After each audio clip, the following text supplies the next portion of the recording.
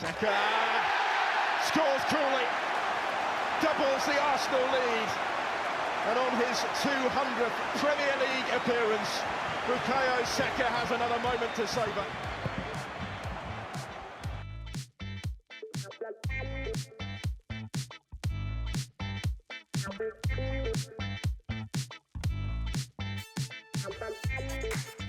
Hello and welcome to a brand new episode of Real Arsenal Talk, coming to you tonight from the vehicle.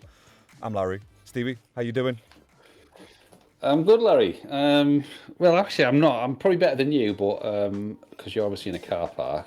But I have been. Sorry. I have been quite poorly this week. But we'll talk about that in due course. Yeah. I've not had. Well, have I had COVID? Does COVID exist? That's another pod. Is it a real thing? I don't know. No, I think I've just had the flu, but I've not been tired. I just had like flu, sniffles, coughs. And it's probably the first day that I'm probably feeling okay. So I didn't really want to do a pod Thursday after the Olympiacos game. Yeah. So yeah, I'm okay. But obviously you're the Men in Black tonight, Milk Tray, or whatever you want to call it. So because you've got some friends and family over. Yeah, in-laws. The Outlaws. Yes, in this case, I love it. Yeah, so they are here for a week.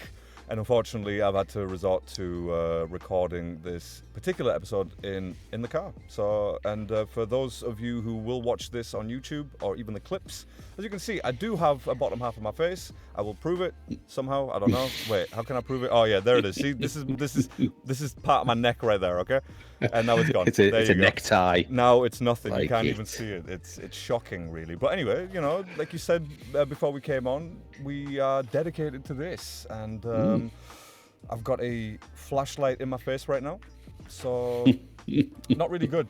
I'll be honest, right? But It's very flattering. I've got a solution to that. There you go. Oh There my you go. God! It's not even for the video. It's just so I don't get blinded. Do you know what I mean? Will Smith, here you come. Exactly. And if I turn this around, right, you're gonna forget this moment. I'm getting a flashlight in the corner. Wow, that's spooky. That is a car. That's the flash to forget everything. Yeah. So you will see a lot of cars going past, and you probably at some point someone may actually walk over just to be like, "What the fuck's going on in there?" Dude. And I wouldn't blame them. So, anyways, obviously we are here because, you know, our beloved Arsenal played and won. And convincingly, may I add, by the way. Even though it was only 2-0, I mean, convincingly in the sense of the performance that we put in. I thought it was just a very, very mature performance. There was obviously, you know, some scares throughout the match. I'm not going to lie. There was some chances for them. But, you know, overall, I feel like we obviously we deserved the win because, you know, we did win in the end. But you know, we made the chances happen. It could have been a lot more. Like the score could have been a lot higher in our favour. But you know, 2-0, fair enough. We get 3 points, top of the league. So I can't really complain. Stevie, what, like, obviously with these obviously pods, just quickly. I'll just jump in. Just before we sort of get into the nitty gritty of everything, I just want you to think and just to remember and reflect back on the start of the season. So before a ball was kicked, we did a pod, and we mentioned the tricky fixtures that we had. We were both kind of, wow, weren't we thinking, fuck mate, if we get anything, if we're like within 6-7 points of the top, look at it, we're top of the league after these 7 games. Now, I'm as shocked as I would have ever thought I would have been, because I didn't think we'd be anywhere near the top at this moment. Sorry, what did you? Is shocked the right word? Is shocked the right word? Okay. Well, okay. I thought we'd have 11 points, didn't I? Or 12 points. I can't remember what it was. Yes, it was a lot lower than me, yeah, it was a lot lower. I thought we'd be top 4, but I didn't think we'd be so close. I thought we'd be so far behind, and we're actually top. So, hats off to the team. Take a bow, and yeah, let's move on. But I just thought I'd just bring that in because I was so negative and worried. But no, I'm made up with it. I mean, there you go. We both were, and by the way, may I just add to this that you are a big man for, you know, sort of bringing that up yourself. You know, I was going to bring it up later, but you brought that up yourself. You owned up to it, and it's great. And again, I'm not going to sit here and be like I was any more optimistic than you were, but again, we just sort of like for myself, it was more a case of, you know what? Okay, look, he's got the players now. That's it. I don't really want to hear anything else about it. He's got the players. This is it. Let's just when people say let's see what happens. I think this was the perfect scenario of that. You know what I mean? Just let's see what happens because he's got everything that he needed now, and okay, top of the league after very very tricky start to the season. And yeah, I don't think shocked is fair because we do have a good team, and obviously for us it was just a case of are they going to integrate well together? Are they gonna gel well? And yeah, absolutely they did, which obviously we'll get into. But yeah, I think surprised is probably better than shocked. I'm surprised and You're surprised. I'm shocked. Pleasantly surprised and pleasantly shocked. There you go for everyone. But this is the situation now, and again another perfect example of it's only the beginning. You know what I mean? Because obviously, after the United match, we had some questions about the performance and obviously the loss to Liverpool and blah blah blah. And obviously we're not going to get back into the loss against Liverpool. But again, all we needed was a little bit of time for Liverpool to prove that wait a second, Arne Slot is a fraud. He's a bald fraud. Do you know what I mean? And again, look, it's only been two Premier League matches, so you can't obviously write Liverpool off at any stage. But it's good to see when he was losing that he sort of had this other personality about him, and I'm glad that everyone's sort of seen that. You know what I mean? That he's projected that out into the world. So I really hope Van Dijk keeps on twerking when he's defending. Do you know what I mean? I don't know what the hell he was doing in that goal. But again, look, this is what he does, and we just have to give him a little bit of time, and they will fuck up. So let's see what he does. And for us, yeah, absolutely happy days, top of the league. Hopefully we'll just sort of on an upward trajectory. But yeah. Yeah. It was, you say, yeah, it was a good result. Not the most convincing of results for me, anyway. Personally, obviously, I watched the whole thing, and as much as we dominated, yeah, it wasn't the most convincing, especially in times and in certain aspects of the play, which we'll obviously come to when we discuss individual players.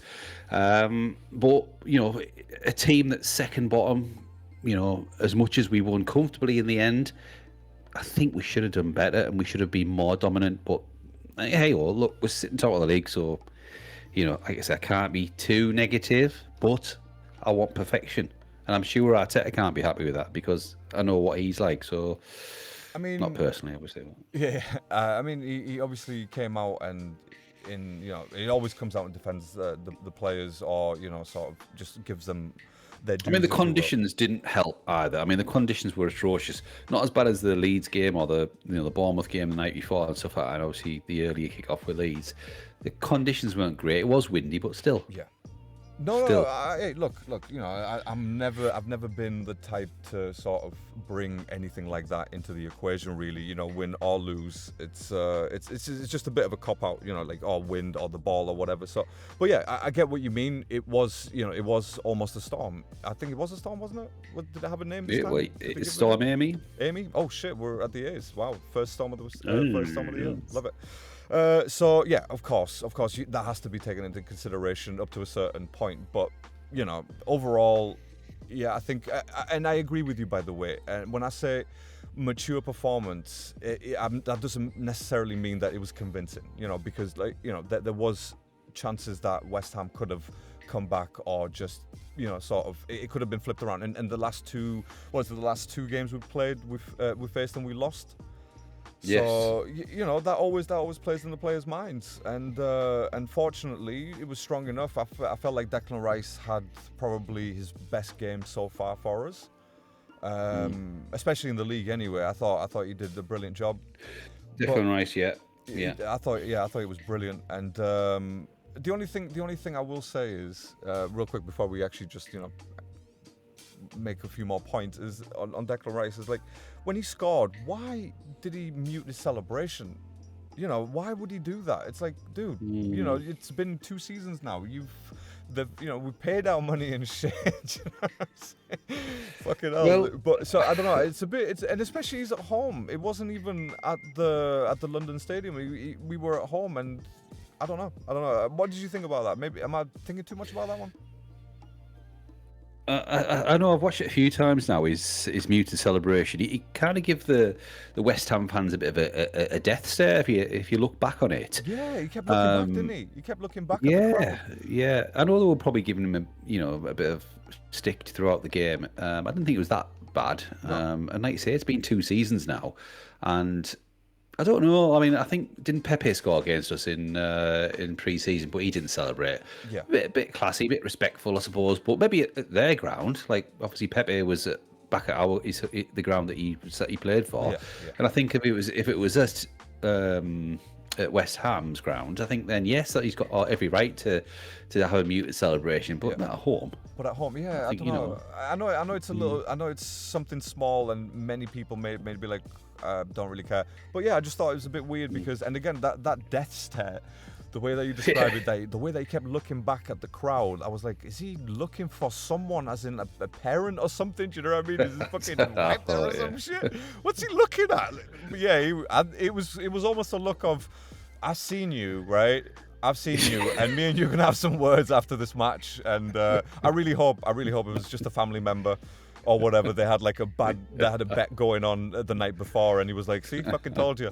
But I don't know. But yeah, in terms of the muted celebration, I feel like it's about time now that you can celebrate at home. I don't even think the West Ham fans care. Do you know what I mean? The fact that you scored against them, they don't even give a shit.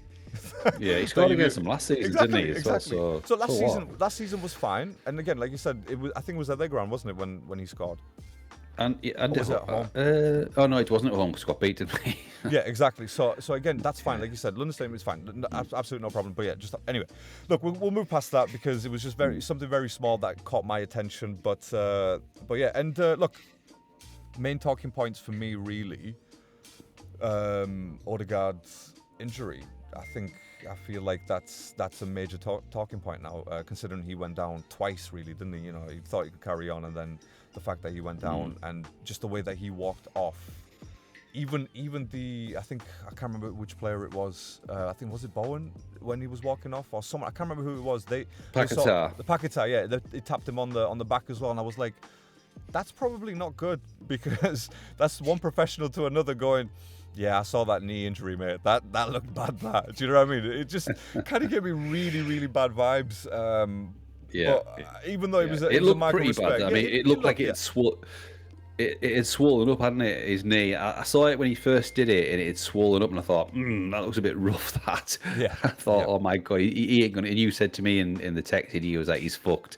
But he carried on. He played for another few minutes, and obviously, he couldn't continue. But he's made of glass, isn't he? He could be another.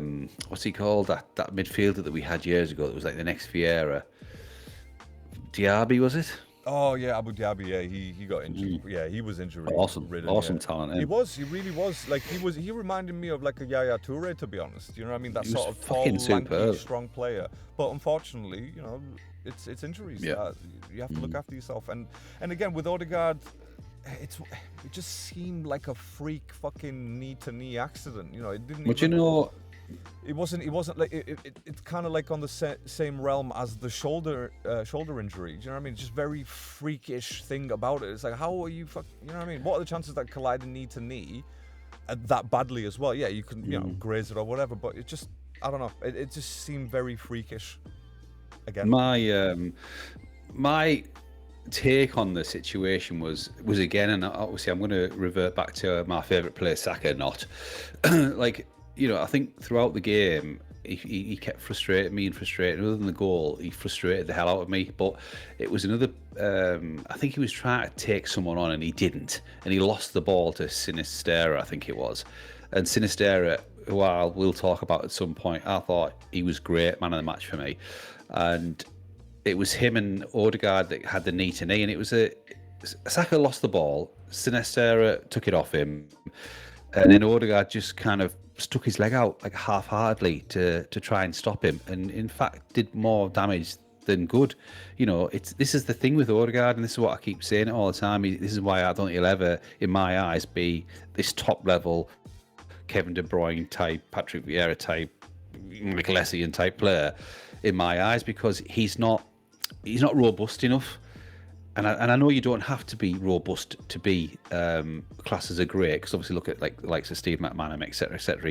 He was a kind of a lanky kind of player, and I thought he was fantastic. But I just think with Odegaard, he tends to give the impression that it's a half-hearted, and every time he goes in, and that's why he doesn't tend to get stuck in, because he's not robust enough. And then when he does get stuck in, inadvertently he comes off worse, if you know what I mean. Inadvertently comes off worse, and this has been the case for them for the last sort of season and a half now. And I hope it's not the things. Luckily, we've got a better squad now, but subsequently we actually did play better when he came off. But I just hope it's not going to be like the downfall of him, if you know what I mean. I hope it's not the end of him, that he's going to constantly get injury after injury, because sometimes this happens to players, isn't it? They're okay, and as soon as they get one injury, it's one after the other, after the other, after the other, and touch wood, he doesn't get any more, but who knows?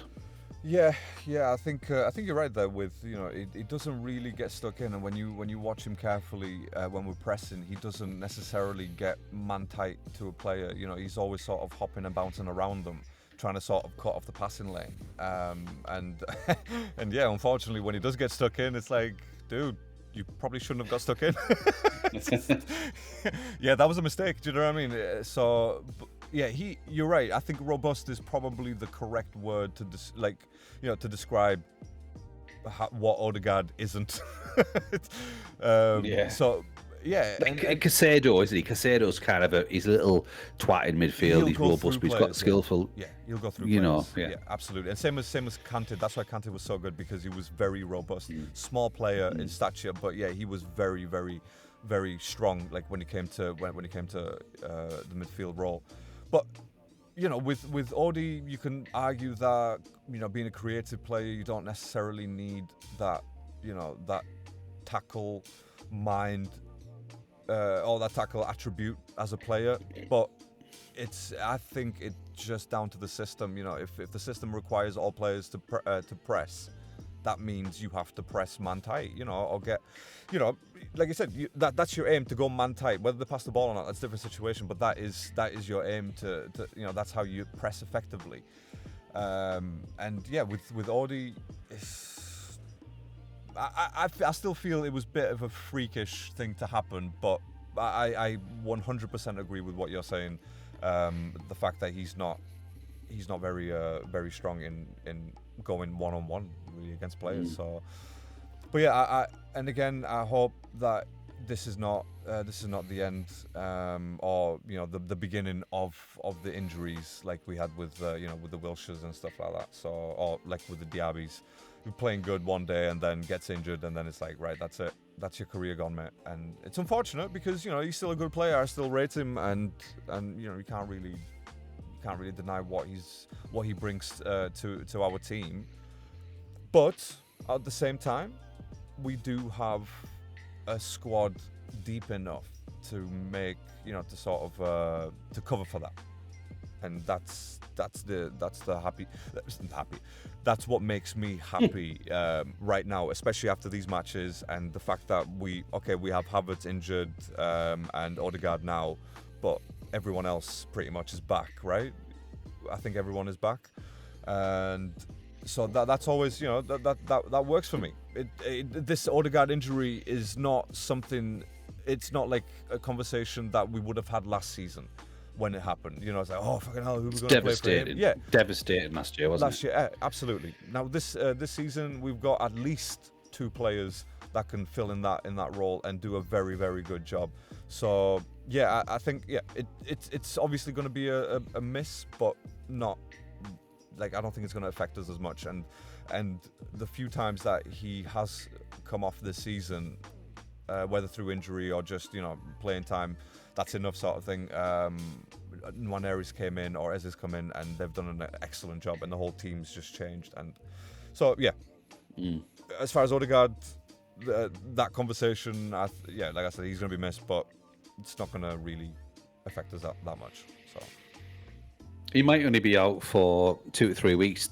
I think they might have said that. If it's a grade 1, it's sort of 1 to 2 weeks. If it's a grade 2, it's 3 to 4. If it's a grade 3, it's 6 to 8. I think so. They reckon he only might miss 1 game. Which is fair. When he comes back, yeah, we'll be all right. And when is the international break, by the way? When does that start? That's it now. That's it. Oh, So it's next. Oh, right. So it's next Wednesday, Tuesday, Wednesday, Saturday, and then so we don't play till following Saturday. So we've got 2 weeks. Damn. Right. Okay. That's messed up. Yeah. Right. Okay. Fucking hate that. You know, a bit of a run, and then that's it. That's it, guys. Let's stop. Let's send everyone out to international duties and. To be fair, as much as I hate the international break, I do think it's a time for the likes of Gyökeres and Rice, Saka to actually recuperate, because I do think it was getting a pitch for Gyökeres, which we will talk about at some point. But obviously with Odegaard, he's going to miss it Norway. I'd rather him get injured a game before he goes, and then he gets back for after the 2, because he could get injured his last game for Norway, and then he misses 2 or 3 games for us.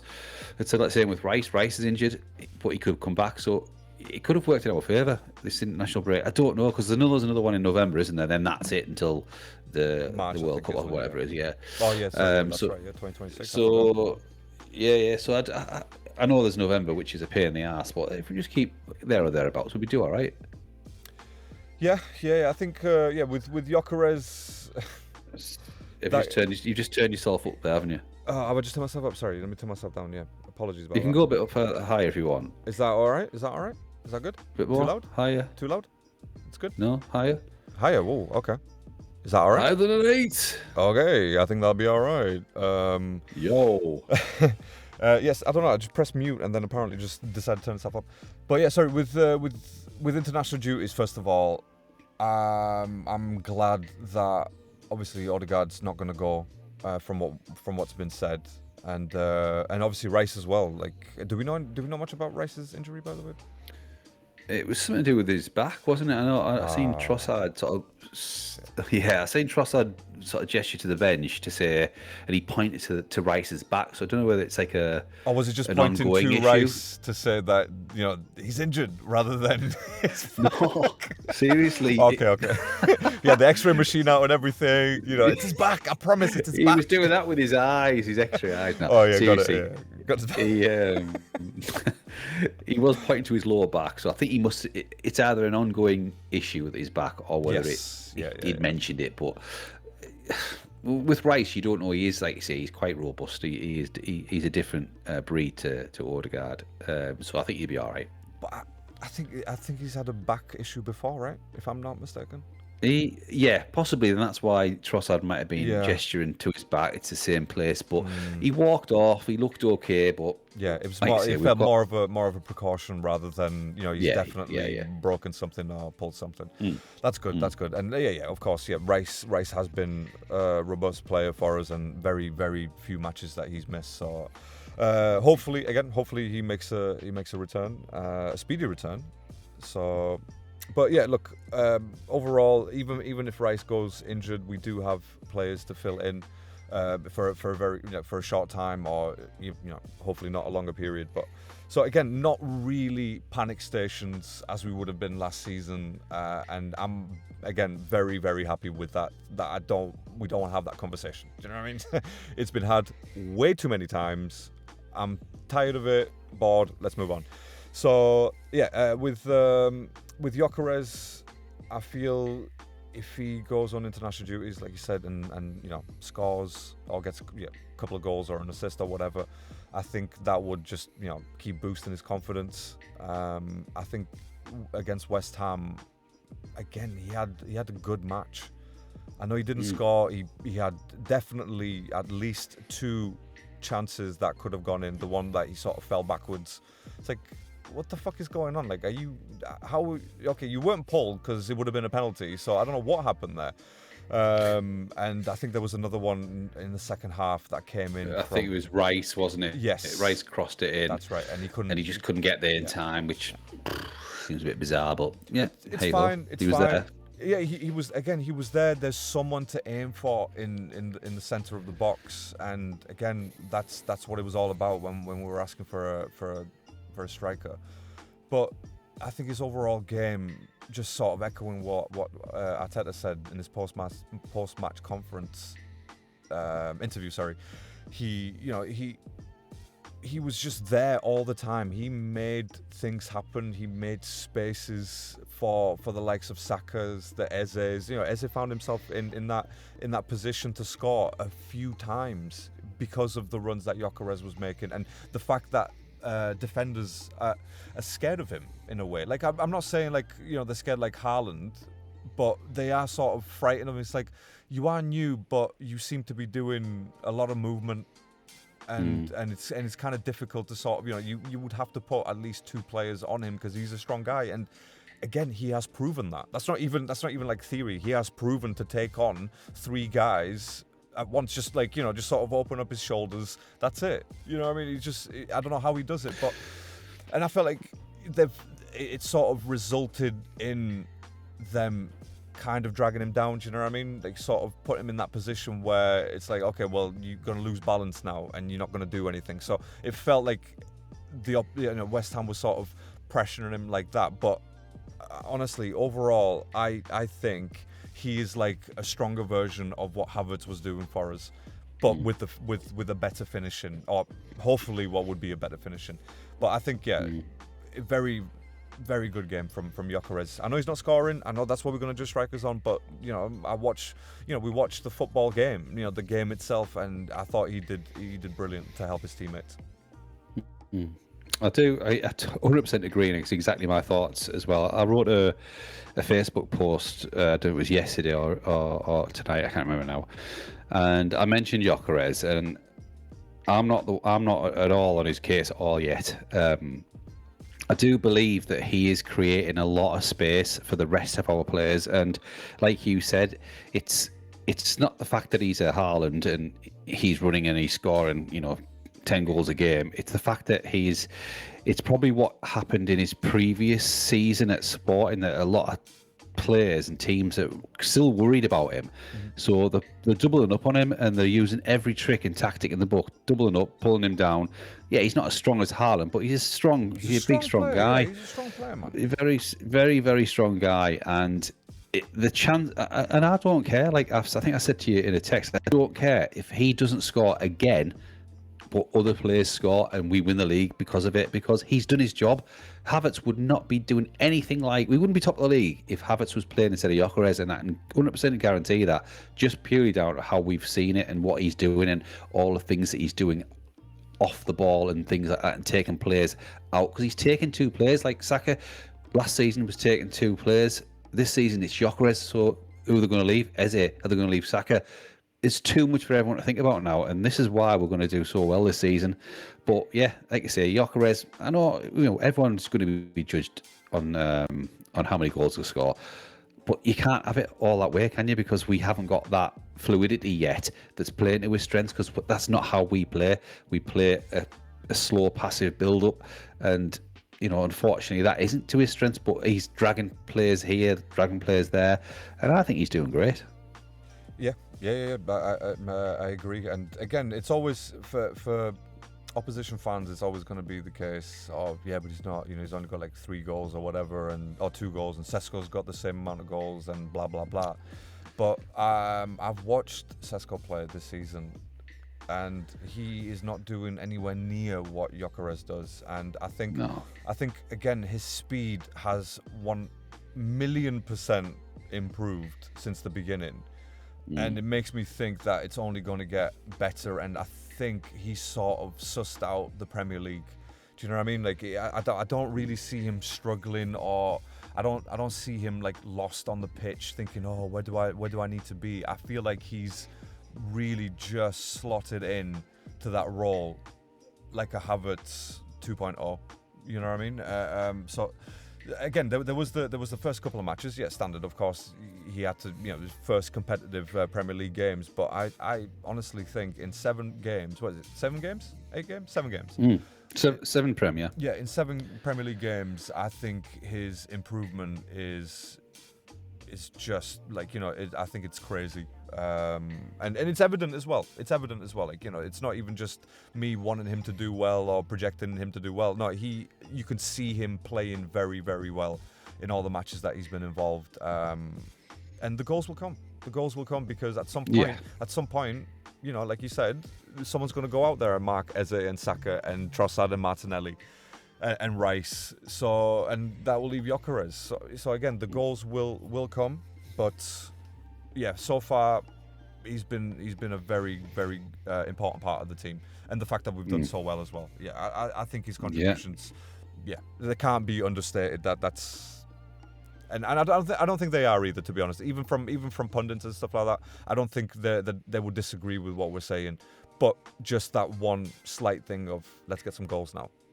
You can do the other parts of the game. Let's get them goals now. But yeah, at the same time, when you've got other players scoring, do you really mind? It doesn't, like you say. Do you really mind? As long it's a team game at the end of the day, and I think that's we need to step away from all of this, or that Ronaldo Messi mindset of where they're individual great players. It's a team game, and everything, even stuff like the throw-ins, the long throw-ins, and the set pieces. That's all part of the game. We can't sit like other people can't sit and be like, make fun of Arsenal. They only make fun of Arsenal is because they are utilizing, they are using all the parts of the game, every trick in the book or every sort of rule in the book. It's like set pieces, throw-ins, whatever it is, they are using them. The keeper coming out and being part of the defense, they are doing it. Do you know what I mean? And that's the good part. We're not. We complain about Arteta's tactics sometimes because, again, for most of the time, he hasn't had the players to potentially make changes like the way he has done so far, And at the beginning of the season, one of the points that we made was, but your substitutions are too late. And now they're sort of coming a bit earlier. Game by game, they're coming earlier and earlier. So, and for me, that's great. Okay, yeah, he's like, I got my players now. I can actually do my proper tactics and not this fucking let's sort of pass it around U shape, whatever it is. So yeah, and yeah, on Gyökeres, just to wrap it up, absolutely important part, and yeah.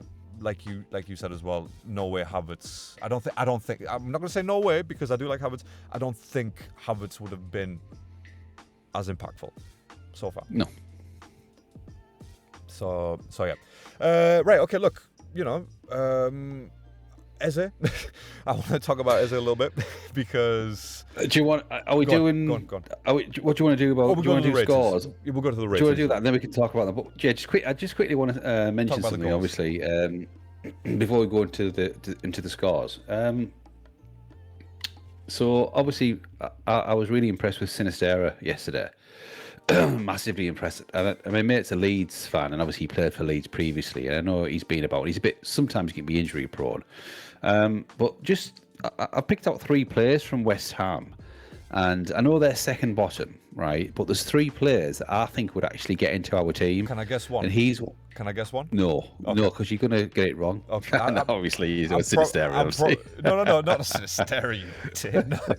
Oh, go on. Somerville. It's Sinistera, isn't it? No, it's Crescencio Somerville. The guy with the cornrows. Yeah, are you sure? No, Sinistera plays for Bournemouth, no? Sinistera plays for Bournemouth. That's oh my Somerville. God, That's Crescencio I'm Somerville. so gay. Yeah, well, I don't know what I was talking about. You just outed yourself, my friend. Somerville. Oh my God, I was so gay. I was going to say Sinistera is a Bournemouth player, no? I'm pretty sure of it. It is. You're right. It's Crescencio Somerville obviously played for Leeds, and do you know what? Even with when he played for Leeds, I honestly thought he could have been a very good addition for us 2 years ago. Do you know what I mean? Just sort of someone coming up. But yeah, he's a very good player. Sorry, I'm just gonna have to to readjust my Yeah. Facebook post. Absolutely, And, absolutely. So whilst Somerville, is Stevie, it? yeah, whilst Somerville, Stevie's isn't doing it? proper journalism, Is it Somerville? It it's was, wasn't Somerville. it? Yeah, Shit. it's, if you want his full name, but you know what I mean. But Crescencio, that's a cool name. Yeah. So anyway, Somerville, yeah. yeah. So that's the player. Okay, so I guessed that right. Okay, yeah. So Sinisterra, obviously not. So Somerville, fuck's sake. So Somerville, right? Not Sinisterra. Trossard, Martinelli, 100% better. Yeah. Unpause yourself, yeah. I can see that. Yeah. I can see that. Okay, so that's one player. Okay. I'd have him like a flash. Yeah. On the left wing. Okay. Okay. Second one, Bowen. Paquetá instead of Oh, okay. Well, yeah. Paquetá instead of Odegaard. I can see what you're saying because I think with Paquetá, he reminds me a lot of Bruno Guimaraes from obviously Newcastle. I feel like they're kind of similar sort of players. They're a bit assholey. I know that's not a word. Because the Brazilian. Yeah, but they're a bit assholey, and which is fine. But obviously they can back it up because they can. They are good footballers. But I can see why you would replace Odegaard with Paquetá. He's a bit more robust. He's left-footed, and he has got a lot of skill, and he can hold the ball better than Odegaard. Personally, Stronger, I know like Odegaard. said, Gone. Stronger, yeah. Yeah, stronger. That's it, yeah. Bowen, obviously, I would have picked Bowen, but we've got Madwecki now. But the other one is very controversial, and we will talk about our defender. But Is it Areola? For David Raya. Sorry, no. It's Kilman. Kilman. I thought he's had the last 3 games he's played for West Ham, probably being a standout performer, and Okay. I do actually rate him, and he did keep Gyökeres in his back pocket, and I think I'd have him other than Gabriel, and that was very controversial. But them 3 players from a team second bottom that I would swap for Arsenal's and make us even stronger, but. It's personal opinion, so there you go. Sorry, when you say Gabriel, are you meaning like, we do a swap for Gabriel Jesus and we get Kilman? Is that what you mean? Because that's crazy what you're saying. That is crazy what you're saying. Okay, I can agree with the other two. Like, I agree with the other two because, they are very good players. And like I said, Somerville, even ever since Leeds. But did you just want to swap out like one of the best defenders in the world for some guy? World. Gabriel, come on now. No. He's one of the best defenders in the world. That's not even. Come on, Stevie. We're talking about Gabriel Magalhaes, right? Is that You're going to come back to this pod. What week are we on? Week 7. Okay. Game week 7, right? Okay. Gabriel is going to cost us the Premiership. Hey, you heard it here first. That's a hot take, right? And that will be clipped up, by the way, Stevie. People will hear this. At least 1,000 people will hear this and watch this. Okay? All right. If you want it out, we'll put it out. All right. Whatever, man. Cool. And I'll actually back it up with the reason why. Please do. I look forward to it. His mentality and his attitude. He is too emotional to be classed as a great. Now, I know he's only relatively young. What is he, 25, 26, 27? I don't think he's young, but Gabriel. he's not. Or Kelman. Yeah. Gabriel, Gabriel. I think he's about 27, 28, maybe? 27, 28? So he's not a young lad. He's not Mosquera, is he? He's not 19, 20. No. And Saliba's like 24, isn't he? I think, something like that. Yes, yeah. He's a Brazil international, but he's emotionally highly strung, and that is going to cost us the Premiership title, and that's all I'll say on it. You're thinking kind of like in the realms of David Luiz sort of situation, where yes, he was very good, but there was moments where he was just absolutely terrible. I just think the difference between winners, like I hate Van Dijk, but he can't. There's no denying he's a top defender. I know he might have lost a bit of pace, and he does sometimes get beat, but he never loses cool. Yeah, because he's always it's very cool. rare, And sometimes yeah. he can look as though he can't be asked. It looks sometimes I think, oh god, is he really trying? But he doesn't lose his cool. But most of the time, he's spot on. And I know he scores headers just like Gabriel does, but not all the time. And I just think the element of Gabriel and is because Saliba's cool, Timber's cool, Calafiori's cool. Gabriel, Mascara's been good as well. yeah, In the coolness. Gabriel yeah. to me, you might think this is really shit and really controversial, but believe me, he's going to cost us the title because he's too emotional. He gets too excited. He lets the occasion get the better of him instead of just keeping his calm, playing on. I don't know what it is. Honestly, I've thought that for a few seasons, and I do think he's a good defender, but he's not what we need, and he's not what's going to elevate us to the next level. Sorry, but I know we don't really want to talk about that, but I just wanted to pick out 3 players, obviously from a struggling West Ham team that would fit into our team, especially Sinistera. Yeah, I mean, look. You mean Somerville, obviously. Look, it's a hot take. That's all I've got to say about it. It is a hot take, and yeah, you know. Okay. For me personally, I'm gonna disagree on that. But like you said, that's fair. We could come back at the end of the podcast. I could be a man as well and be like, you know what, Stevie, you were absolutely correct. It did cost us the Premier League. I hope it doesn't happen, obviously. I don't. But yeah, look, anything is possible. And yes, absolutely, he is very emotional. And that's probably a sort of main reason why he probably, wouldn't make captain, really, as in to be permanent. Because even maybe Arteta sort of felt like, okay, you're a bit too emotional. You're probably going to offend a player or, talk about his mum or something just to hype him up. And then, you could, I don't know, some dumb shit. But yeah, okay, I see your point. I feel, like I said, it is a very hot take, and we'll clip it up. Let's see what people think about that. Please let us know in the comments. And hopefully not too much hate, really, for Stevie, obviously. Look, I want to be proved wrong. I want to come in here and I want to fucking put my tail between my legs. And I want to be proved 100% wrong. Anyway, let's move on. Let's move on to the player ratings. Yeah. Okay, yeah. I was going to say, because obviously I'm out in the car, everything is sort of portable, and in terms of power, it's kind of limited.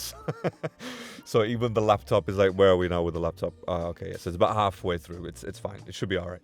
Yeah, I'll keep you right. And we'll jump into the ratings. Unfortunately, I have no access to my phone, so I'll have to rely on you, I'm afraid. So where is your phone? God. You see this light source? Oh yeah. Sorry. See this light source that I've got here. Yeah. Okay. Spotlight. Well, there it is. Yeah. I'll Not do that one. the. Okay, so I've managed to find the Sky ratings. I mean, I could. Sorry, just for this section, I could always turn the light off and I can just read it. But you want to? Yeah. Okay. No, it's cool, man. I'll leave it on. I want to see your face. Okay, that's fine. Look like Prince. Okay. No, go on. Right. Okay. You do either flash scores or from. I've got the Sky. I've got Sky ones. Let's do it. All right. I'm gonna start with. I'll start with Raya, and we'll leave Gyökeres to last. But Okay. right. So they gave Raya a 7. Now to me, that's neither shit nor class because, like you say, he didn't do anything. I can't actually remember him making a save. Same. I don't actually remember him doing anything worthwhile talking about, but yeah. So yeah, I think, look, a 7 is pretty much like we said before. That's kind of like blanket. You know what I mean? Maybe even the sort of back line, apart from maybe Timber and Calafiori, because they were really good. But yeah, that I can live with a 7 for Raya. For Raya, he kept the clean sheet, I guess. At the end of the day, maybe that's worth a 7 in itself. So there you go. Like a player scoring a goal, it immediately starts the rating from 7, unless he gets red carded, and then obviously it's like, oh well, that doesn't work in your favour, does it? But yeah, okay, that's fine. Yeah, 7 for Raya. That's yeah. Okay. Next one is Timber. Timbuktu. Okay, so I personally with Timber probably again hovering around that 7.3, 7.5 sort of situation. Probably 7.5. Because again, he is right now, he's one of the best right backs, if not the best right back in the Premier League. And I feel he's very underrated. Like, people are not talking about Timber enough, by the way, like pundits and stuff. I don't think they're talking about him enough. He is one of the best right backs in the Premier League right now. And every game that he plays, it's a minimum 7.5 performance. So I think I'll probably stick with the same. Yeah, very, again, very good, very good. I'm happy with both of our fullbacks, to be fair. I mean, I think you're 100% right, because the media tend to focus on our centre backs, don't they? Saliba and Gabriel, and they give all like attention to them. But like you say, Timber is and whoever's playing left back seem to be as. Sorry, you've just disappeared. Have you been taken by aliens? No, I'm or right here. I am right here. I'm right here. Carry on. I like it. So I do think he's probably the most underrated player in the Premiership at the moment, and they've given him an 8, which I don't think he is an 8. My only criticism of him yesterday was, he had a shot on target and he won the penalty, but there was numerous occasions where he was so negative. We had a chance to go forward on numerous occasions, and he would go back, and the ideal ball was kind of through the middle to either Eze or Gyökeres, and he was playing it back, and it was so frustrating. And I thought, I know it's all about possession, I know it's all about the build-up play and stuff, but come on. And I just thought that was my only negative on his game, because overall he is quite solid, isn't he? And never normally puts a foot wrong, to be fair.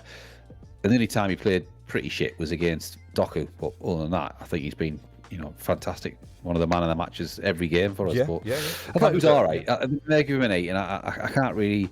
I think that's a bit generous for him. I think he's not quite up there with man of the match for me, but I'm going to give him a 7.7. Ooh, very nice and precise. I love it.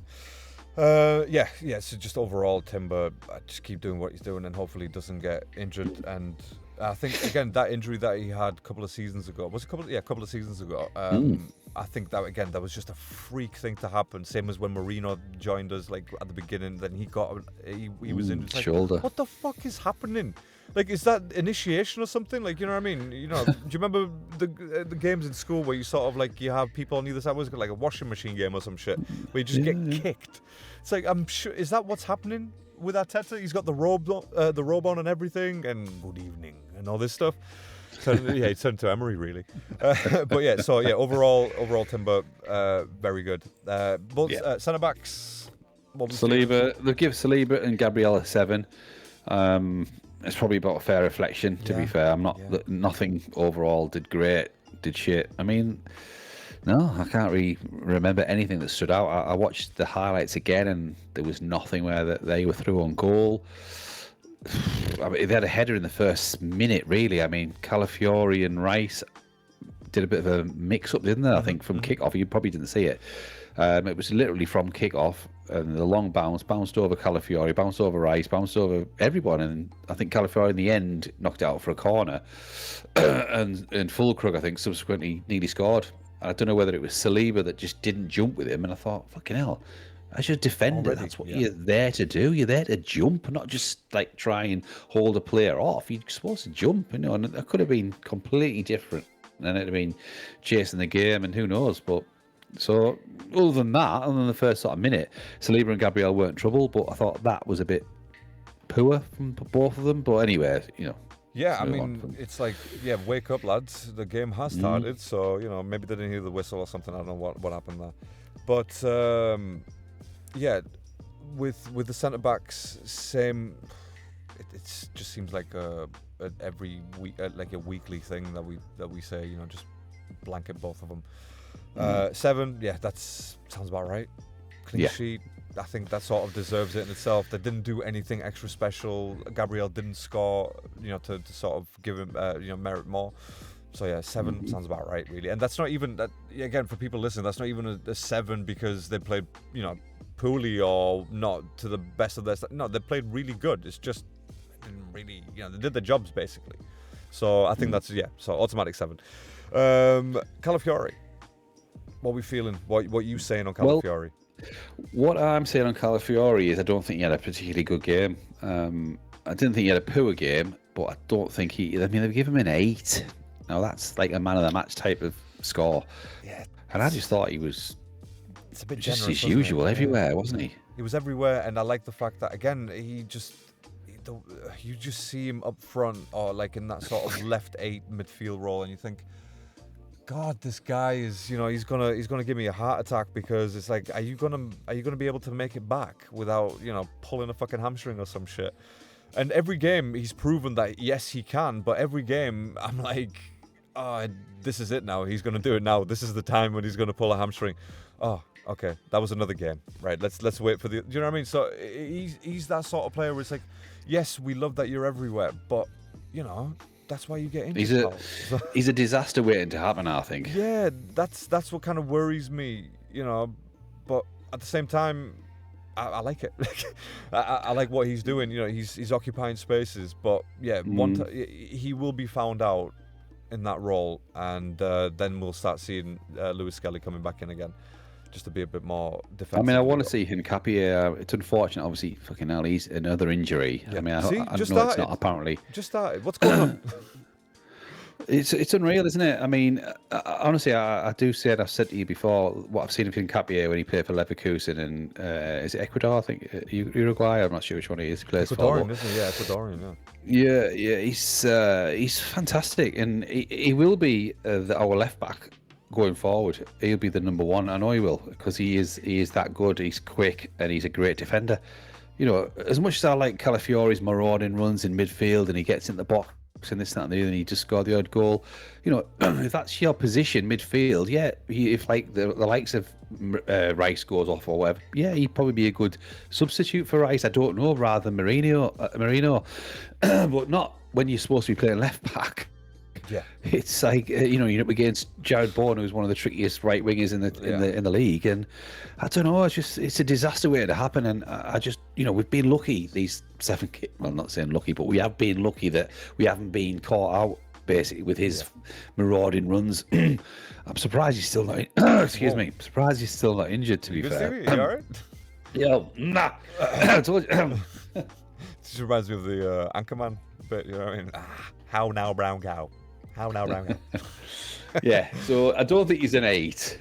I think I would probably even say he's a less than a 7. I think he's 6.8, 6.9. I don't think he's that great. I know he had a shot at the post, but hey ho, he should have scored. How dare you hit the post? I know, yeah. You should always score your goals, your shots. But no, I think again, just gonna go with a 7 on Calafiori, because I like what he does, and so far it's been working.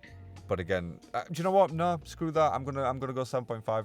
I'll go 7.5. Really? Yeah, because again, the fact that he's a left back and he's doing that forward role so well, and so successfully as well, I'm happy with it, man. Like, this is what I want to see. I wanted to see different tactics, and fortunately now we have a player who is quite strong running forward, who can kind of control a ball, and can he's more robust than a Zinchenko.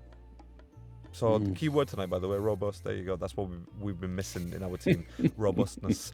This is going to be the name of the episode as well. Unrobust Odegaard. Yeah, exactly. Crocked again. Yeah, I'll think of some clever. Episode 38, whatever. But yeah, so I think I like our fullbacks, and I just feel like they're doing a very good job. But yeah, let's move on. Move on to the next. Okay, so you can either go for Rice, Odegaard, or Eze. Who do you want to do first? Okay, let's do Eze. Let's do Eze first. Okay. I'm gonna. You go first. Go on. I'm gonna Or give. No, I'll do it. I've got this. I got this.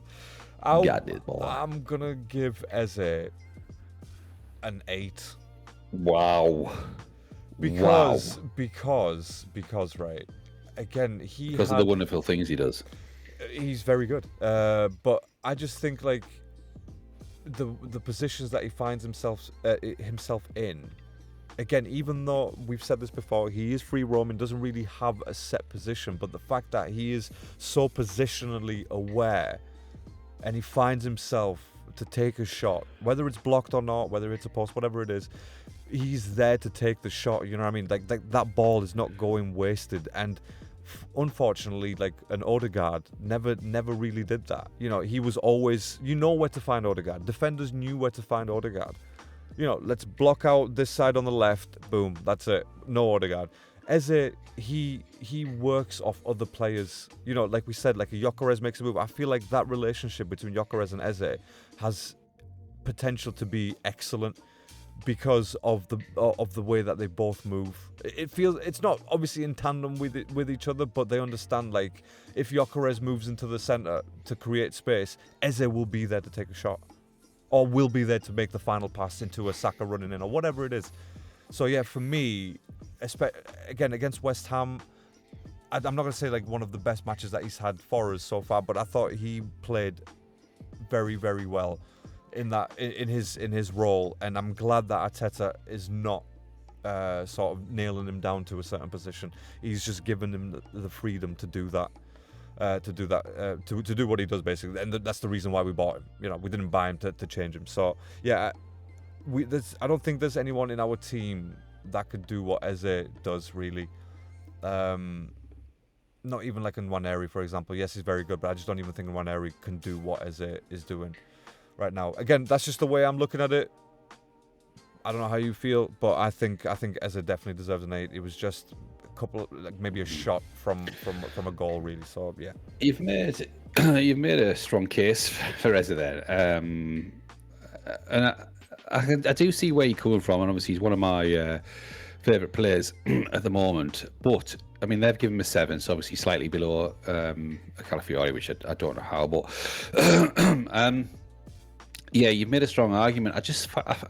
I do know what you're saying about the shots, and that shot where it was he sort of went inside, and Areola saved it. That was one of his better shots, and he did get caught out at some point. And I remember I was watching, I was thinking, bloody hell, Eze, you know, you need to wake up. You kind of a bit too laid back, if you know what I mean. I sometimes do think he is a very, very laid back player, and that's part of his strengths because he's so cool on the ball. He should have done better for the shot that was it Timber? I think it was Timber shot, didn't he? And was it Timber or was it? Was it? Oh, I can't remember. Was it Timber? Yeah. And was it Saka? I can't remember now.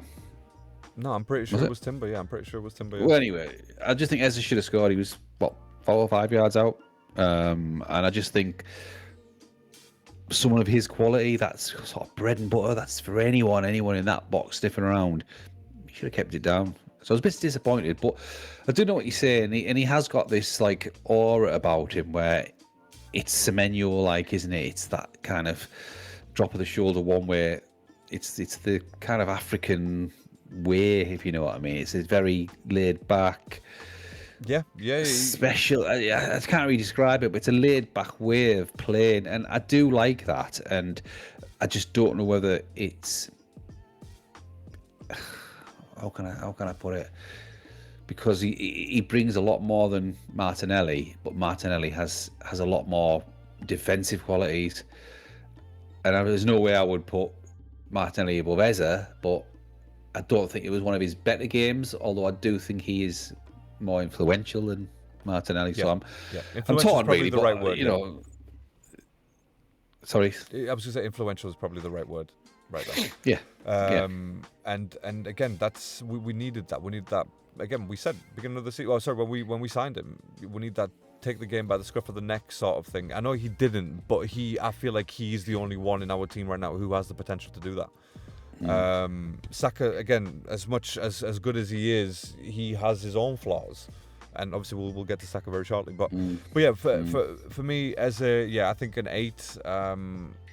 In terms of man of the match, I'm going to give that to Declan Rice anyway, which obviously will lead us nicely into Declan Rice. But yeah, that's how I think with Eze, from what I've seen so far, the goal will come. The goals will come, mate. They will do, because he will find himself in those positions. And the important thing for me is that he is there. He is there. Those chances are not going to waste. Even though they're not being scored, they are not going to waste as a chance. You know, we are taking the chance, sort of thing. If that makes any sense. I know we're not scoring, but we're taking the chance. Anyway. I think you remember when I think we texted each other and you were like, chill man, it's 15 minutes in. And I know what you mean. You've got to sort of take your time with it, but I just thought it was one of those. It could have been one of those games where we rue all these chances that we have, and they come back to. I've seen it so many times. Come back to bite you in the butt, don't they? You know, you have 100 chances, and they get one chance to score, and you think, for fuck's sake. So I was just concerned. I wouldn't give him a 7. I wouldn't give him an 8. I'm probably in the middle, 7.5. Yeah. I thought he did okay, but for that miss and for losing the ball and putting us under a bit of pressure, I can't give him as high as an 8. So that's fair. But anyway, we'll move on. Odegaard. I mean, next. You could have given him a 7.9. It's not technically an 8, right? Never mind. Yeah, Odegaard. I mean. He was on what, 23 minutes, was it? Something, or was it less? Is that really worth a rating? I don't know. 6. We'll give him a 6 on it. Yeah, fair enough. Let's move on. Because the thing is, we discussed Odegaard at the top of the episode, so you know, there's not really much else that he did in that match. No. To sort of merit more than that. So yeah, 6. Fair enough. Declan Rice, I'm gonna go with, obviously with the goal, at least at 8.5, probably even stretch it to like an 8.8. Because the thing is, obviously he scored a goal, starts from 7. He had a good performance as well. He defended quite nicely. He had the runs that Declan Rice does. Again, he did his job basically, but because of the goal, I'm gonna add a little bit more, and yeah, I'm gonna go with 8.8 on that. I don't know. And for me, man of the match. Yeah, I'm not going to argue with that because he was my man of the match as well. They've given him an 8 on here. Sorry, we've agreed on man of the match, by the way. That's the first time. Yeah, definitely. He's Sky Sports man of the match as well, but for me, he was definitely man of the match. Yeah, he scored a goal, which obviously what Eze couldn't do from similar sort of position, even though Rice was a bit further out. Yeah, and I did think he controlled everything in midfield. He was up and down. He was great. He linked everything, passed everything. He was, you know, there's nothing else you can say about him. He was our engine. Really, he was a man of the match. Yeah, he's just the engine, isn't he? Like you say, apart from when he went off in the 77th minute, I think it was, some round about the 75th, 77th minute, I think it was. But yeah, man of the match completely. Yeah, 8.2 for me. Naughty. Fair enough. At least it's over an 8. You know, that's what matters. But yeah, fair enough. Yeah, well, they'll give Timber an 8. They'll give Calafiori an 8, and they'll give Rice an 8. So I do think he's worth more than that. So that's why I'm giving him a little 0.2. That's that's absolutely fair. And yeah, just one of the better matches that he's had for us so far this season in the Prem. Right, moving on. We've got Saka. Yeah, we've got Saka. It's always difficult to rate Saka because he's doing things, but he's not doing things at the same time. I don't know what that means. So for Saka, does the penalty count as like a automatic 7? I feel like he needs to earn that 7, man. He needs to earn that 7. But yeah, you're right. I don't know. I mean, I can't really. Fuck it, I'll give Saka 7.9. Fuck it, not an 8. I'll give him a 7.9. Fuck it. He scored the goal. That's at least a 7.9 for the rest of the match. That's fine. That's too generous. I know. But yeah, fuck it. I think that the problem with Saka is, as you know, he does things okay, but he's Madueke to me would be still playing if he wasn't injured. Seriously, yes, I think he might have come off and come on and this, that, and the other, swapped it around. But Saka was at fault for Odegaard getting injured because he lost the ball and Odegaard was then trying to tackle him back, etc., etc. And I just think Saka again, you know, he scored a goal but he was offside. I just think he's the player that is good but he's not elite. And the way that you become elite is by knowing when to pass when you should shoot and knowing when to shoot when you should pass. And I think that is his downfall. His football intelligence is never going to get there unless he has some kind of switch halfway through a game and he suddenly realises that, look, to become an elite, to become a Robert Perez, a Bergkamp, etc., I'm going to have to understand the game better and pass when I should. Because I think as much as I do rate him, I do think that his game suffers. He would become a much better player, in my opinion, if he understood the game and passed it and brought other players in as much as trying to take them himself and get all the glory. Because sometimes I think that's gone to his head. This star boy, this, that, and the other. Do you know what I mean? So if he was a bit more less selfish and played other players in who were in better positions, he would get even more praise, because that's what Salah does. You know, he scores his goals when he should, but passes people as well, doesn't he? Passes the ball when he knows when to, and that's the difference between that level and that level. Well, unless you were Sadio Mane and you didn't get any passes Iron from. Robin. No, if you didn't get any passes from Oh, Salah. Sadio Mane. Sorry, yeah. Did you get any passes from but he's Salah not the at all? Iron Robin. No. That type of elite level. Salah, Robin, and I think who else could you think of? I think what you said there about him being the star boy, I think that's somewhat true, because, you know, for a while before the sort of the rebuild, if you will, it was always, oh, Saka is the guy to do this for us, and he's going to be the guy to win us the league. And I felt like it feels like with Saka, he's been hyped up for so many years now, and he hasn't done much to sort of merit all of that praise. I mean, yeah, he's good, he scores goals, yeah, absolutely, but I don't know, like we've said it before, you know, for me, I don't feel like Saka is world class yet, until he has proven it by winning.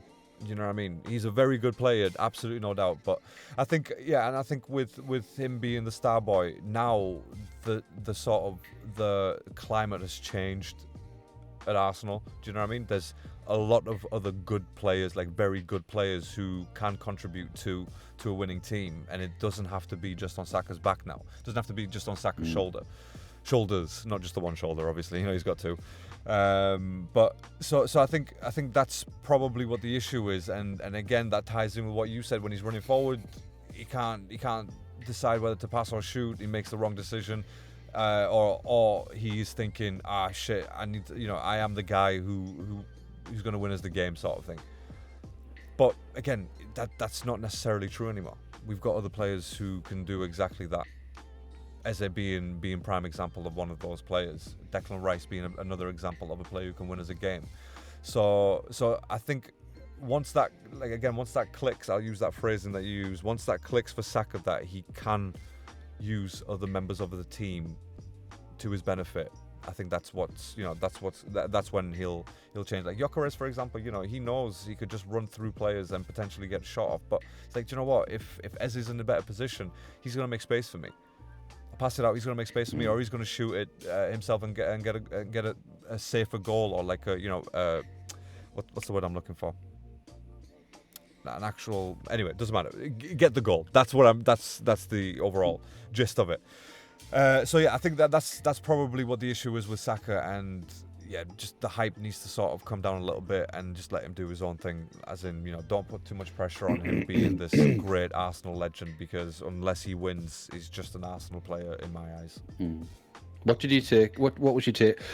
This is another thing on the penalty situation. I thought that Gyökeres was the so-called penalty taker. Yeah, I thought so as well. I don't know whether, because obviously I've read snippets in the news, I don't know how true it is, where Saka said, I picked the ball up and I wanted to take it. Now, that's not doing anything for Gyökeres' confidence, if that is the thing, or whether Gyökeres said to him, look, you take it. I don't know.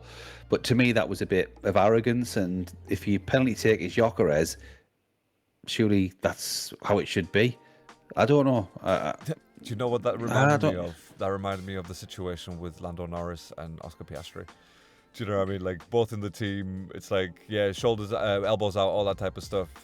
So that's that. You know, I took the ball, I'm going to do it. Yeah, that is kind of selfish. If that's what happened, then yes, that is selfish. And again, if Gyökeres is your designated penalty taker, then why didn't he?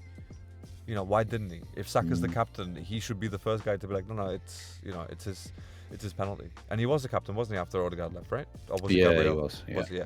No, it was. So yeah, again, if he's the captain, that doesn't equate to, you know, by default you take the penalties. There's a process, there's a rule in place. But yeah, a little bit disappointed that Gyökeres didn't take it, but at the same time, I can't be mad. He scored a goal. And again, I know Saka's missed some important penalties, but I genuinely do feel confident when he steps up to take a penalty, and especially in these sort of low pressure games when, again, we were pretty much won by that point anyway, and he took the penalty. So I don't know, low pressure, yes, I think he's the guy to take it, but high pressure, he's proven otherwise. So, if you had a choice, who would you want? If I had the choice, I'll be honest, because I haven't seen much of Gyökeres taking penalties, I probably would have chosen Saka, just because, like, I've seen you take penalties and I'm quite confident, but that's not to say that Gyökeres is not good at taking penalties. I don't think Gyökeres missed any in Sporting, and he's took them all, didn't he? I think he's got something like 21 for Sporting. So 100% I want Gyökeres. 100% confident I want him to take penalties. Like, absolutely, I want him to take penalties. But I just feel like, I don't know, if I was asked, and it's like a definite goal will probably come from Saka, but because I don't know what Gyökeres is like, you know what I mean? I don't know. It's a bit difficult to sort of put into words. But yeah, I definitely want him to take penalties, not Saka, because he is the guy. But I can understand why, obviously, Saka stepped up, I guess. I suppose you could look at it both ways, because if you think about it, if Saka said, "Look, there you go, Yok, you have it," he's already not low on confidence, but he hasn't scored. Imagine if he'd have missed. Yeah, again, there is sort of circumstances around it mitigating, but I don't know how true they would be. Are those just excuses, or was it just as simple as, "I'm the captain, I'm going to take it," which probably sounds like what the case was. Yeah. Well, I don't think it's fair, because if you are the designated penalty taker, it's like, are you going to start? Because I don't know about you, but I'm looking at Gyökeres' body language all the time, and I'm thinking, he doesn't look happy. I know as a striker, you're never happy if you don't score, but when Saka scored, I just looked at Gyökeres' face, and he just doesn't look happy at the moment. Now, I could be reading completely wrongly into all this, but I know as a striker, you're only happy when you're scoring, but I don't know. Just something doesn't seem right. Whether he's got too much pressure on his shoulders, because he looks like he's trying too hard, and he looks like he's got like two left feet sometimes. But anyway, we'll move on to Gyökeres in a minute. But I was going to say, I mean, because you mentioned it, we could just chat about Gyökeres. Dive into him. Yeah, just dive into Gyökeres right now. I don't want to spend too long on him, because, again, we've already mentioned him at the top of the episode, but I think with him, you could definitely see some sort of frustration in his face. Even when, when he's sort of been tackled and he's had to jump back up again, and he's sort of looking around. It seems like he's looking around at his teammates. There was a moment yesterday, and I think it was Saka. I don't think he passed too late or something like that. And Gyökeres sort of had this sort of frowning look towards him. Again, probably reading too much into it, but it's little things like that if you see them, it happened this match, it happened twice in this match, it happened 3 times, you know what I mean? They start adding up, and you think, wait, there's something there now.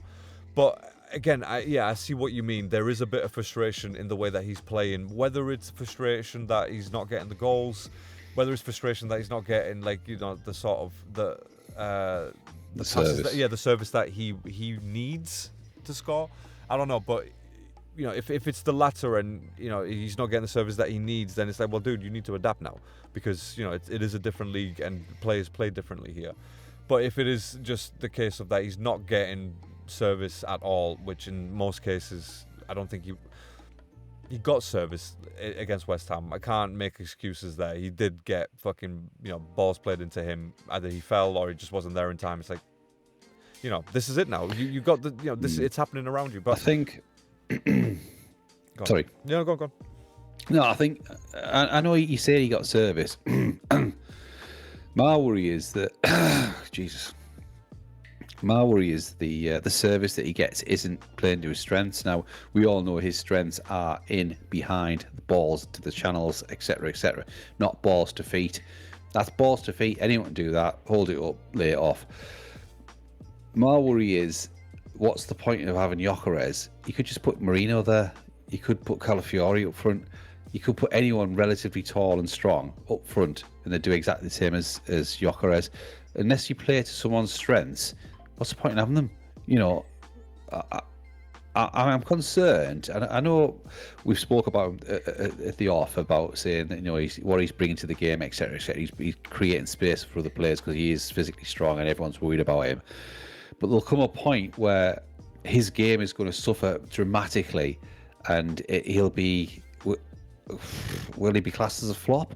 Will Havertz come straight back in and start scoring, and then will he just get bit parts? I don't know. I'm just really, really concerned that the likes of Martinelli, the likes of Saka, they're not utilising Gyökeres' strengths, and I'm worried.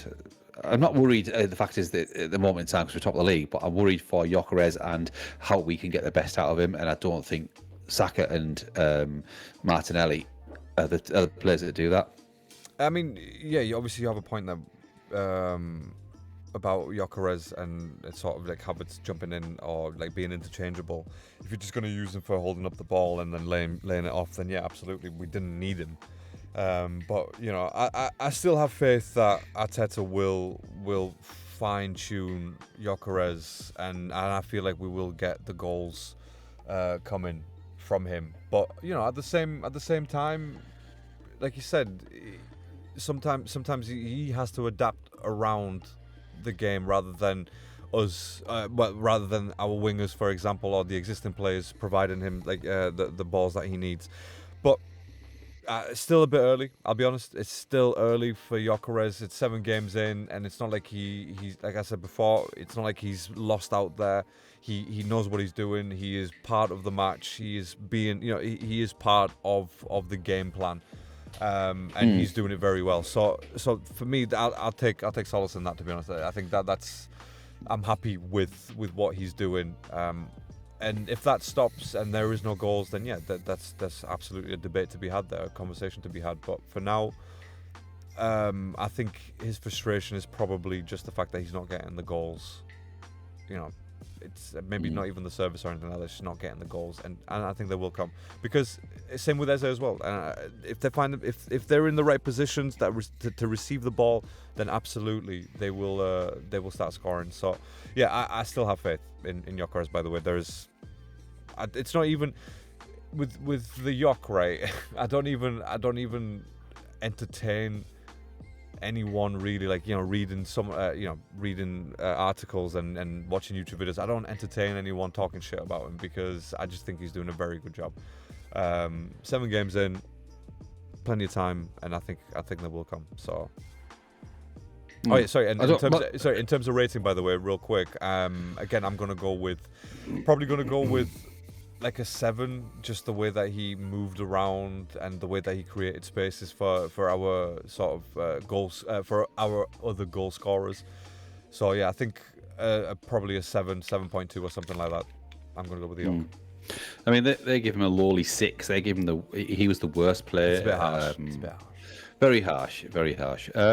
But like I say, as long as he gets the odd goal, you know, moving forward, and he doesn't have a complete like dry spell, you know, and if we won the league and he only gets 10, then I don't give a fuck. Yeah, I'm just happy that he's contributed and other players have scored, and etc. etc. But no, like you say, yeah, I'm a bit concerned about his overall sort of demeanour and the fact that he doesn't look as happy as what he could. I know he was ecstatic when Gabriel scored the winner against Newcastle, and he was kind of really emotional with that, and I like that. I like to see that, but I don't know. I just thought I was just a bit concerned about his overall sort of demeanour, but that hopefully will change, and you know, they'll come back and he'll score a couple against Fulham for the international break. But we'll see. But anyway, yeah.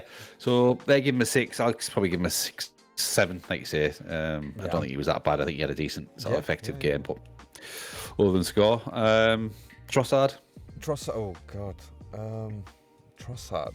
I'll be honest with you, right?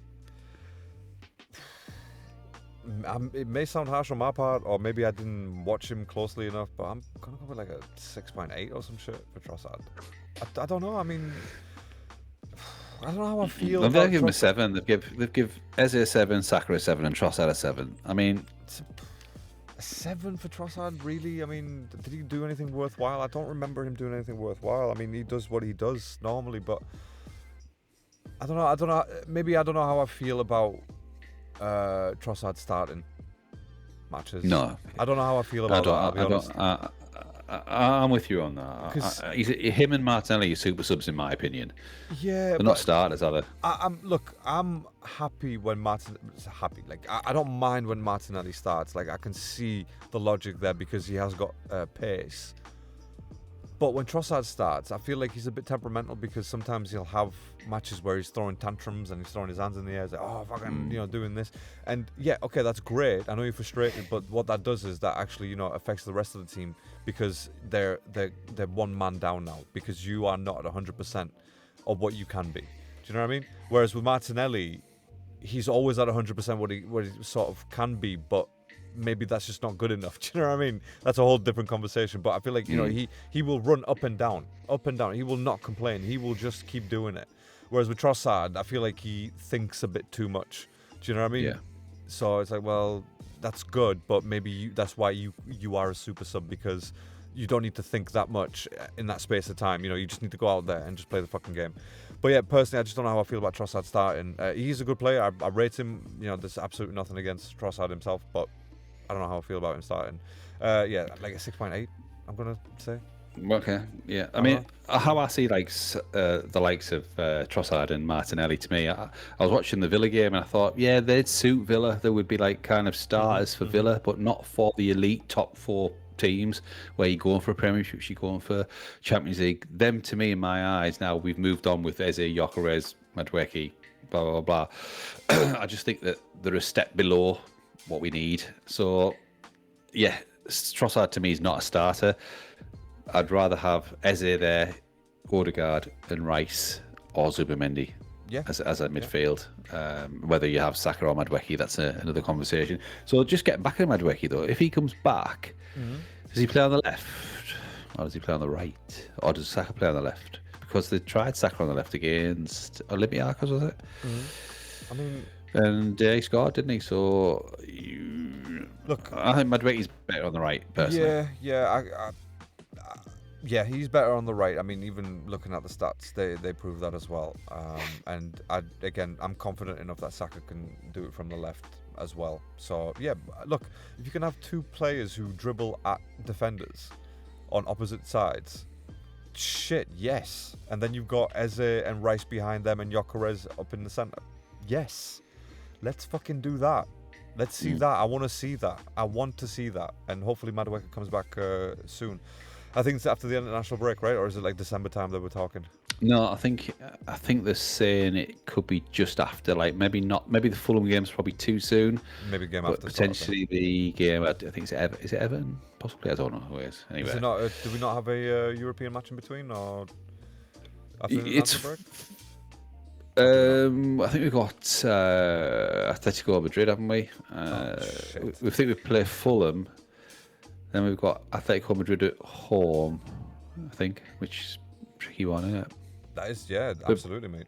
Absolutely, that's a tricky one. It's a bit of a tricky one, but hey, you are.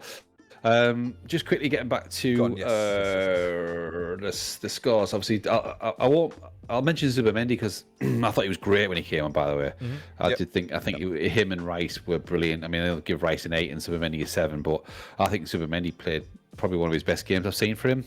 Yeah, he was very good. He was very good. And again, it's for Zubimendi, like we said before, when he comes on, he's just like, right, okay, let's all calm down. Let's just do this properly. And again, he does that very well. I don't even think Rice has that sort of aura about him, to be honest. You know what I mean? But yeah, Zubimendi, I could, if you say an 8, I agree with you. If you say a 7.8, 7.9, I agree with you also. So, you know what I mean? Either way.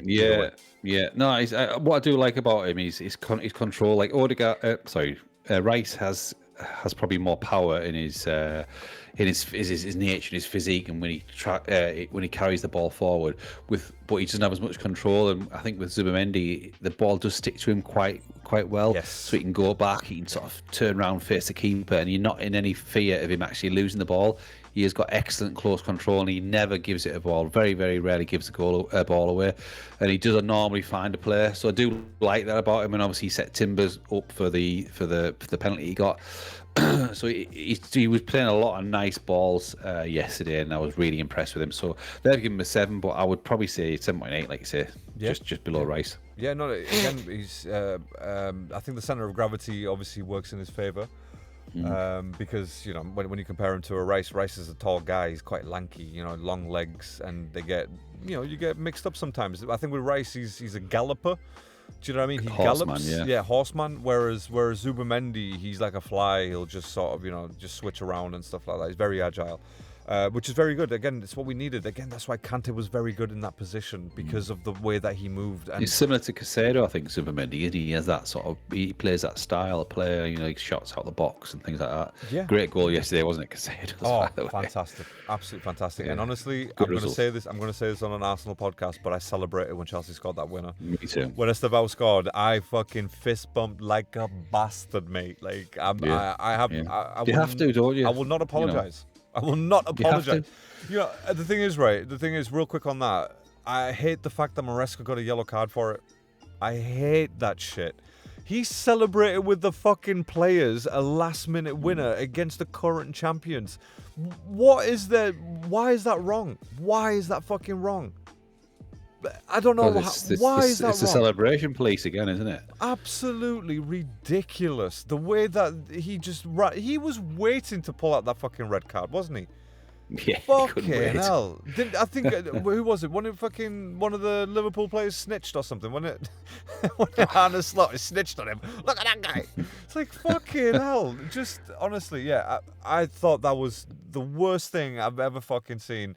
And I think even Alan Shearer said it on Match of the Day as well, that it was just a terrible, terrible decision to make.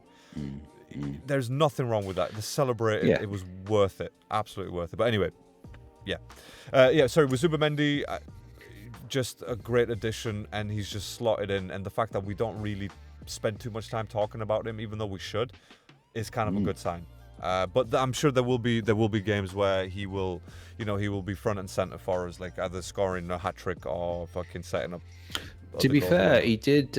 I think I just remembered there was a ball that was flung in late on, and it sort of eluded everybody, and he actually did a diving header. I don't know if you remember it. He did a diving header and cleared it. I think it was just going to one of their players. I don't know who it was, but he did a diving header and he cleared it away from the danger area. And I thought, wow. It was quite an important header, and he's the smallest guy on the pitch, and everybody else. He's the only one who can access it. That's why. He's the only one who can get down that low. Do you know what I mean? Everyone else is like, oh fucking hell, we need elevators down here. Shit. But no, it's again very, very happy that we've got him. And at the beginning, I thought, I was like, why are we making such a big deal about Zubimendi? Because I mean, let's face it, it's not like I watch La Liga week in, week out. Certain matches, I'll catch them, but whatever. But so I didn't know what the big deal was, but I can understand it. I can understand the level of sort of security that he's given our back four, to the point where literally all we're seeing back there is just Saliba mostly by himself when we're attacking. Do you know what I mean? Because Gabriel's up there trying to fucking get his head on a cross. And our fullbacks, almost in goal for them. Do you know what I mean? So it's good to see, and I think the fact that we've won, obviously not just this game, but the matches that we've won in the 7-game period, we've played really well, and it's been very promising. And that's what I'm happy about. It's not like an Emery 22-game unbeaten run, but we played like fucking garbage every match, and it was like, I don't want to watch this team. I'd rather shoot myself in the face. But Arteta's changed that, and I just feel like we're playing very, very well, very secure as well. Good. Excellent. Yeah. Right, Stevie. Unfortunately, I did not watch the F1 fully, so I can't comment. I got up to halfway point, so I'm gonna watch that as soon as we come off here. So I don't know who won. Did you not watch any of it? Did you not want to know the result? No, I don't know who won. I've literally, every time I'm trying to go back, I'm trying to sort of stop looking at the left-hand side of the screen. I actually thought it started at 2, so I missed out at 1:05. I was like, fuck. Russell's leading lap 2. What shit? So So I started watching it, and oh well, there you go. So I got up to halfway, because obviously I was out, and then I sort of rewound it, if you will. And so it was kind of getting interesting, but then I had to stop. It is one of the worst circuits I think it is to watch. The fact that it's on a night adds slight intrigue to it. Kind of, but maybe. Yeah, but other than that, it's fucking piss. There's no way to overtake. You can't. All the main contenders can't overtake, even if there's half a second a lap difference. They can't overtake because the straights are not long enough. Okay. If you're a second and a half ahead on the qualifying, yes. But anyone in the top 10, no. It's piss fucking boring. It's such a procession. Oh. And when you watch it, you will understand. I mean, the last 3 laps were the most interesting part of it. But I won't ruin it for you. Okay, don't. But, Yeah. I will go back and watch it because specifically I've stopped. I haven't even looked at the social medias because I don't want to know. Yeah. Yeah. But yeah, usually I look forward to Singapore because Ferrari are quite strong. But I'm just gonna go ahead and say, at least I know that they didn't do very well. That I can at least say that. How do you know? Well, I've seen enough, and the fact that you said the top contenders can't really overtake, and I left Leclerc in 7th or 6th. Pretty sure that's not going to translate to a race win. But again, don't ruin it for me. I'm going to be happy. Well, you will like what Lewis does. Okay. No, and sorry, yeah, I won't ruin it. Yeah, I was going to say, go on. Lewis had a very strong weekend. From what I saw, from practice to qualifying, I thought he had a very strong weekend, and I think he likes the track. And again, it works in the Ferrari. It works for the Ferrari. Sorry. So, and again, you will see it. As much as Lewis had an interesting end of race, that's all I'll say. Okay, good. Let's leave it at that. But then. you will text me and you'll say, "Oh, I see." But fucking hell, it was boring as. Fair enough. What's the next one, by the way? Do you know what? I'm not sure. I think next one. Where do we go next? 2 seconds, please. Is it next weekend? I hope so, because it'd be like there's no footy on, so I hope it is next week, and it's a better race for the McLarens. So next race is the United States, and it's actually on the 17th, so it's 2 weeks. Yeah, about 2 10 days, weeks. something like that. Yeah, 10 days. And then Mexico is literally the week after US, so it's like on the bounce. And Brazil as well. So yeah, there's the triple header coming up. But that's good. That's good. So happy days with that actually, and they're actually quite good tracks. I love that. Good circuit. overtaking. I love the Circuit of the Americas, by the way. Just unbelievable track. I would love to go racing there one time. Just actually drive a car around there, because I just feel like There's it's plenty so of interesting. overtaking on that one. There's quite a bit of overtaking, and the track layout itself is quite. Does it suit McLarens?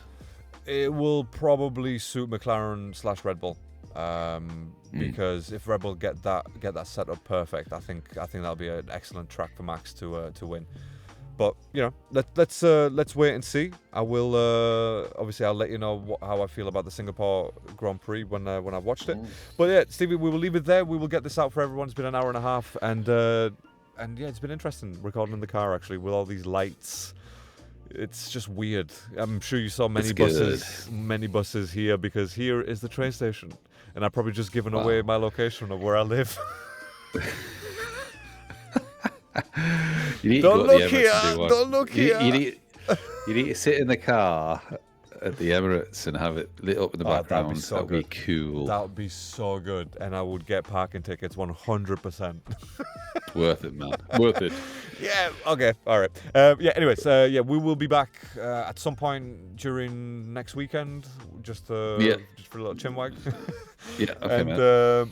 we will catch everyone on the next one. Until then, stay safe, stay alert. Oh, and by the way, sorry, before we do leave, please do check out the blog, Real Arsenal Talk blog. I will leave the links in the descriptions of this episode and on the YouTube clip, so please give it a read at your own pleasure. Stay safe, stay alert. Au revoir. Oui, oui. Si, si. Love it.